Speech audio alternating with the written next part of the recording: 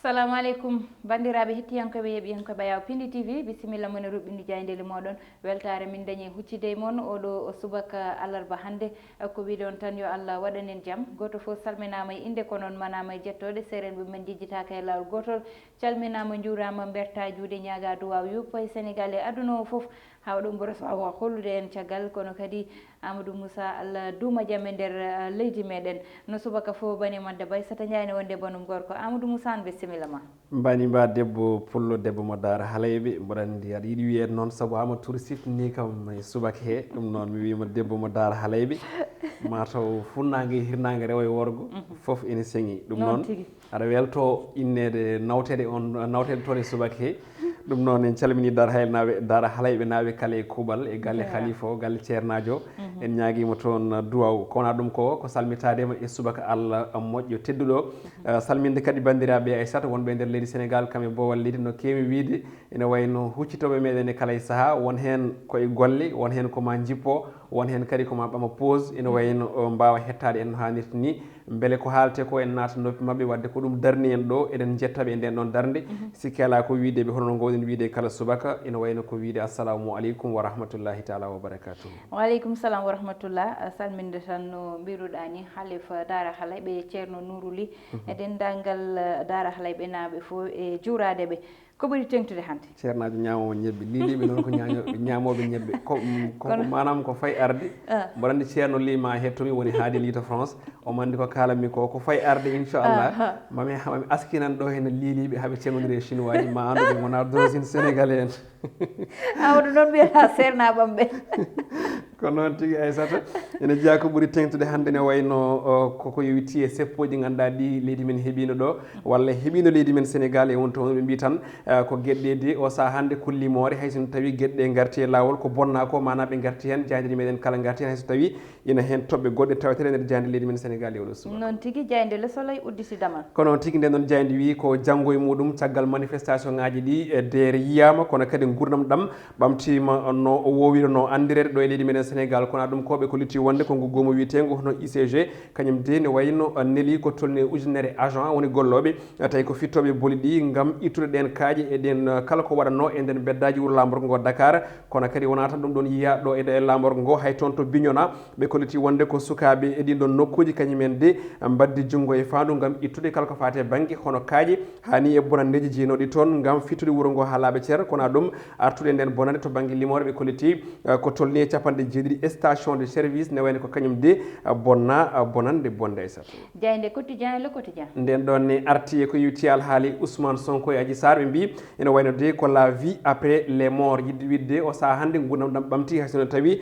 woodi kam hawruɓe hen e ladial e oɗo saaha ɓe limi ko famɗi kala yimɓe sappo kawri hen e ladial ko ɓatti e temedde jeegom bani adama kañumen goni barmuɓe e ɗin seppuji jewtuɗi kono ɗum mouvement MDD kañumen de koliti wonde ma tello toon to place de l'Obélisque walla mbiyeni place de la nation ex l'Obélisque ɗum wonata ko aset paɗo kono ɗum ko noon ɓe kolliti wonde aljuma oɗo ɓawa janggo maɓe mbad aljuma mo ganduɗa kay ko ruttude teddugal e noddude duuji ɓe ganduɗa kay kañumen goni hawruɓe ladial e ɗiɗon seppoji rewɓe nayo kañumen goni ko mbaɗa violé manam jana kepta alay saago toon to wuuro witego Kër Moussa ɗum ɗon joɓiti koye seppoji ɓe nodduɗo ɗi kono ɗum ɓe garti e konngol ɗi ganduɗa ɗi maître Malick Sall jagoɗo tambiɗo gueɗe hono on ko wiyete ñawore leydi men Sénégal caggal nde sunno konngudi e jayne France 24 ha tumde ganduɗa kadi ɗo seppoji ina hen mbiruji ɓen mbiruji noon ne wayno tan pamani konngudi makko ɗum jeeyi sababu jayde nde widde ko kanko maître Malick Sall o famaka de e ɗin ɗon konngudi jayde las ko addi nden ɗon ne ari e ko yewti ko ha joni ɗin ɗon fitinaji kono de ɓe dutti andinen koko yewti ko e konngudi ɗi ganduɗa ɗi ene wayno paabima Sénégal walla mbiyen pelle hani e nokkuji woni tan société civile kono kadi e ardiɓe diineji leydi men Sénégal hani e ardiɓe finatoa woni aada kañumen de e oɗo saaha kañumen battindi faabade leydi Sénégal saabu kay moni kala addi hen wajuji muɗum kono kadi e konngudi muɗum ha ko ɗum ji sababu noon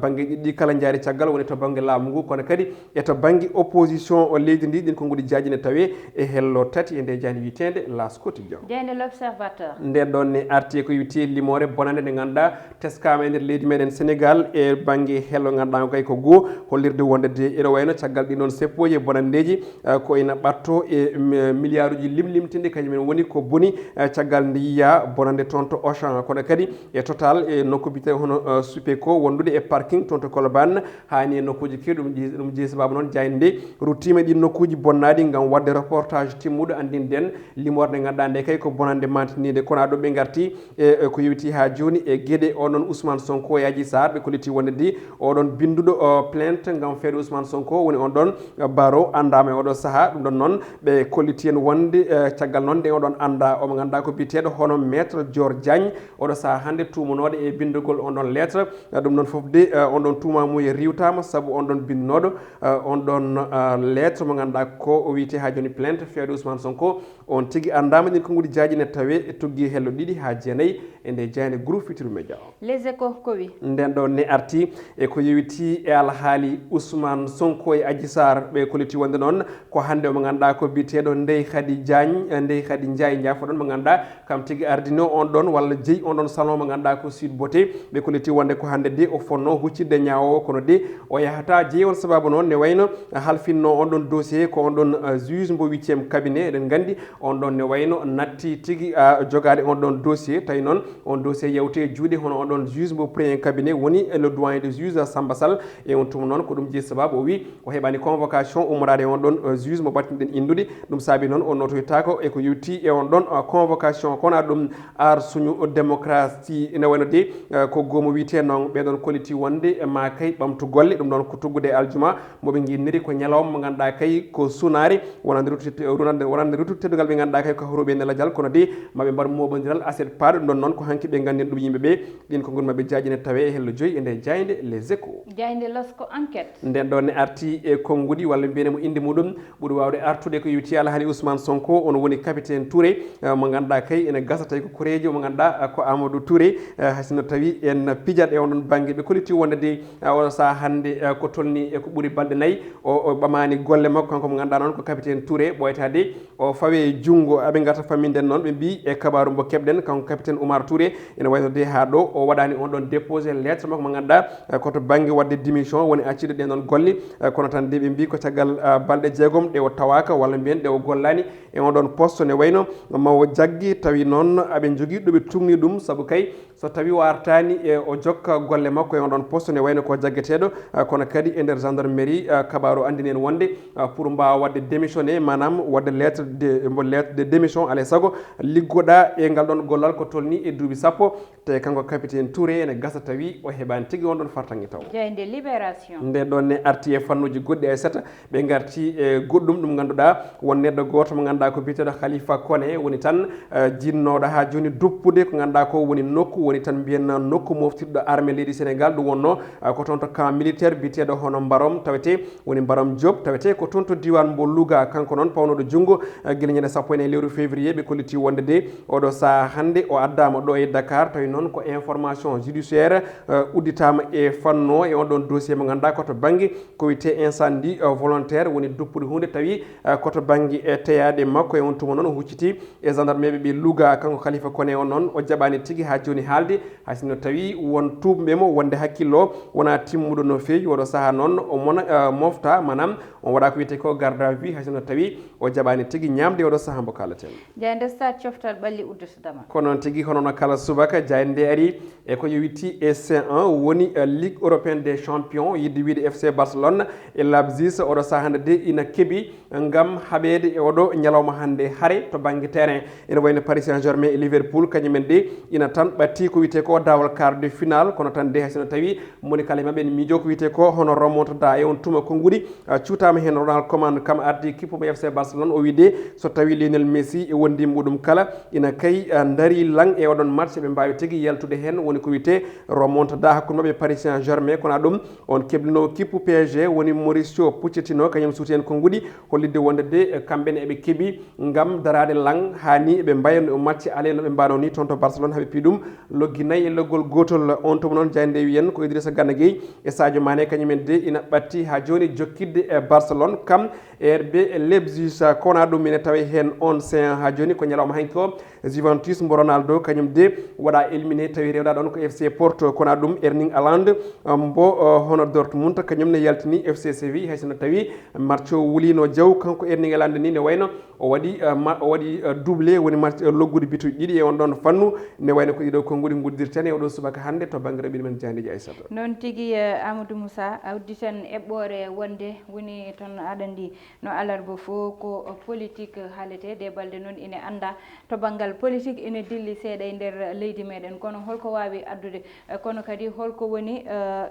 wattande muɗum battande muɗum joni noon Amadou Moussa ne ƴewtinda ɗo e nder leydi meɗen ko heewi boni hen yimɓe mbasi pittali mumen kono kadi ɓe Amadou ƴeewa banggal liggey darti e ɗeɗo balɗe école aji dartinama ha fuɗɗitto ko altine ɗum fo mataw junggo politique ine naati hen ɗum ɗon noon koko ganduɗa yete ine wawi ruttinde leydi caggal walla ruttinto leydi caggal saabu ɗeɗo balɗe hayso wona ko heela ko Amadou so économie waɗi ralentir tan ina anda to banggal gartam ko heewi ruttoto hen caggal te ɗum ɗon nete Amadou koko ganduɗa ine wawi rentede no fewi Aissata e to kalɗa ɗo ko ɗum ɓuuri hen hande tampinde yimɓe woni battane to banggue faggudu ndu darde muɗum saabu hay sinno wona ko bonna ko ni sa daari ko yimɓe daari liggaki ko holno foti milliard uji yimɓe mbasi ko ponno dañde e ñalawma ɓe ganduɗa ko secteur formel e wonde informel ko manam ko ɓe ponno dañde ɗum koto hello banggue faggudu no mbiɗa ni battande koɗe limtinde ene gasni tawi hay goto wawa ɗum tongude to banggue limore saabu wasde dawde yimɓeɓe wasde liggade woni société ji kono kadi e woni auto transport uji hani e bonande yiyade hende ko milliard uji limtinde vraiment limité hen ɗum koto banggue goto banggue goɗɗo woni ko saabi eɗen kaala hande ko alarba to banggue politique ko conséquence politique woni battane politique e ko yutti ɗiɗo fitnaji eɗen gandi kala e saaha so tawi yimɓe ɗiɗo walla mbiyen parti ɗiɗi ene lurodiri seeɗa kala e saaha so tawi hunde wayini ene jibina hen caɗele hen sahaji noon ɓurata hen lorade ko parti gonɗo o pouvoir eggore hoɗore woni immotoɓe e parti mbaɗa démissionné oɗon parti e on tuma jooɗo nana ɗon e hitande duuɓi ɗiɗi walla ɗon e lebbi seeɗa jomumen gegga ɗi noon parti ji ne wayno gaara e parti mo ganduɗa o ko on ɗon moɓe cikki woni hande woni favorable e manam e darade yesso leydi ndi janggo e jaam donc on ɗon conséquence ko mawɗo no mbiɗen ni saabu eɗen gandi Sénégal ko hen gonɗen en mbawa suudde ko woni e nder leydi Sénégal kala e saaha so tawi état ari ko wiyete ko hono seɓɓere muɗum eɗen gandi ɗo mandat aran ɗo jomum kala ko waɗi ene ɓenna kono deuxiéme mandat kala e saaha ɗum ɗon ko ɗum fitnaji moɗi ɗum en teskima ɗum noon guila e alternance gadiɗo woni l'an 2000 saaha Abdoulaye Wade kono kadi en puɗɗima yiide ɗum e saaha Macky Sall wadde conséquence o Aissata ene wawi eɗen mbawi wiide ko mawɗo ha tengti to banggue politique noon tigui Amadou Moussa ko conséquence mawɗo no mberuɗa ni saabu de balde hay sa ƴewtidima e communication walla e haala won hen ɓe ganduɗa yete ina jeeyani e banggal laamu ma faam ko ɓe ganduɗa jiiɗi roccitade hen walla jiiɗi yaltude puɗɗima yarude caggal seeɗa te ɗum ɗon ne koko ganduɗa yete ina ƴewtide e saaha foof nde ko wayni dañi a haali ɗum so ƴewtidama e hitande 2012 hewɓe ko noon mbayliri communication ji mumen ha ɓafi ha jetti ɗo jinno yettade ɗo hande ne ha joni ina ƴewtide ko way noon nani fuɗɗi dañde ɓe ganduɗa nani duttoto caggal e yaade tawoyde kan goɗɗo walla mbiyen to banggal Ousmane Sonko ina ƴewtide kadi e ɓe ganduɗa kamɓe goni lulniɓe opposition o ayi kamɓe fo hande noɓe darori ɓe dari e caggal o mo ganduɗa kanko woni Ousmane Sonko e hewɓe hande e tikkunoɓe dañnoɓe tikkere kadi e parti mo ganduɗa walla mbiyen e banggal APR hande kamɓene ɓe ƴewtidama aɓena ɓafa gam faade toon ɗum ɗon fo ne ko conséquence uji ganduɗa yete no wiyete ni bone filtat Amadou Moussa bone filtat vraiment saabu ko ganduɗa ñande fo no mbiranmi ko probléme tokoso ha yettini ɗo leydi ndi banggal politique moni fo hande tini hen hoore muɗum woni min woni an woni goɗɗo e goɗɗo hande tini conséquence oɗo probléme te koko ganduɗa Amadou ine wawno famɗinede ha famɗa aɗa andi politique Sénégal ene metti wonande en tout cas par ce que so tawi o woodi hande ne janggo ma ñamtu wondore maɗa ɗum woni probléme o ɗum woni probléme politique hen saji kadi aussi rentinde ɓe ganduɗa ko waɗoɓe politique ɓe mboɗo heewi wiide konnguɗi ɗi ganduɗa ko kañumen gaddanma e pouvoir ɗi ko ɗin ɗon caaboto aussi ha guittuma e pouvoir ɗum woni probléme o saha hande mo gonɗen jiɗɗo laama leydi ndi foof ene wawi yaadude e yiyande sikki wonde so haali ko ɗum woni ko ɓesgu woni ko jaggat sikki kadi aussi so waɗi ko ɗum woni ko yimɓe ndewirta e muɗum te janggo e jaam an hoorema garɗo e pouvoir a yejjiti ɗin konnguɗi kalɗa te ɗin ɗon konnguɗi ɗi calinɗa ko ɗin gonɗa e jabde hannde ɗum jeeyi sababu noon ene jibini caɗele kewɗe ko heddi ko noon politique leydi ndi ene hawni seeɗa ɗum woni ko mbiten ko wonde koso tawi a yini fuɗɗo jiiɓa tan jomum ƴeewata ko holno wurniri hoore mum janggo e jaam ɗum jeeyi sababu noon ene hokki hen fahamamuye wonde